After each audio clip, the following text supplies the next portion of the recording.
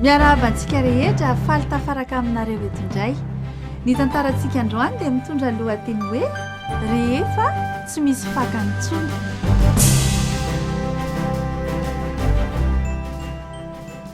Nisy hazo kesika be izay teo an-tokotaninay teo an-jaridainanay teo.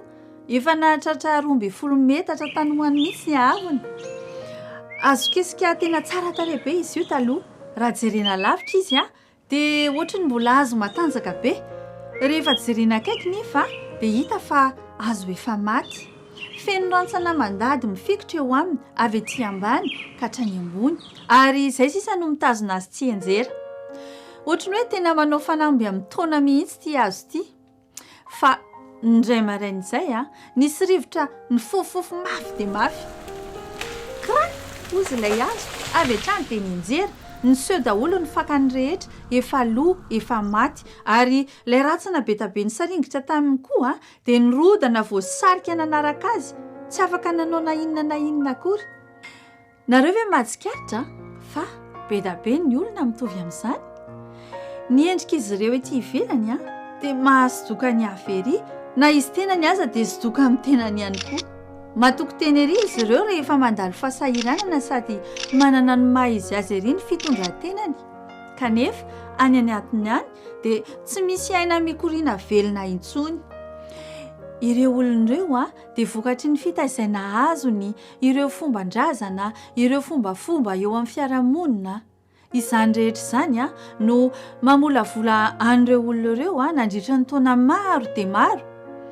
Ka raha ohatra ka hitantsika mijoro izy ireo dia vokatra ireo fahazarana rehetra nanerena azy fotsiny ihany. Raha mandinika tsara ny fiainany ireo olon'ireo dia tena tokony haiko hoe eny azo lazaina fahabikainao, tsara tarehy, manana ny maha izy azy.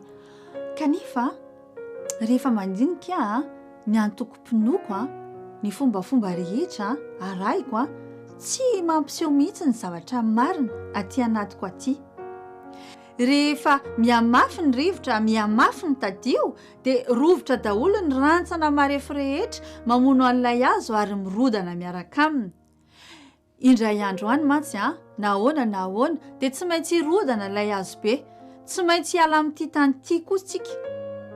Dia anao ahoana ary rehefa eo anatrihan'Andriamanitra ho an'ilay tsy nanaiky ny tena fiainana azo avy amin'ny finoanan'i Jesosy Kristy. Fa ilaina fafiteny amin'ny tany marivo ambony vatolampy dia izay mandreny teny ka malaky mandray azy amin'ny hafaliana nefa tsy manampaka ao anatiny izy.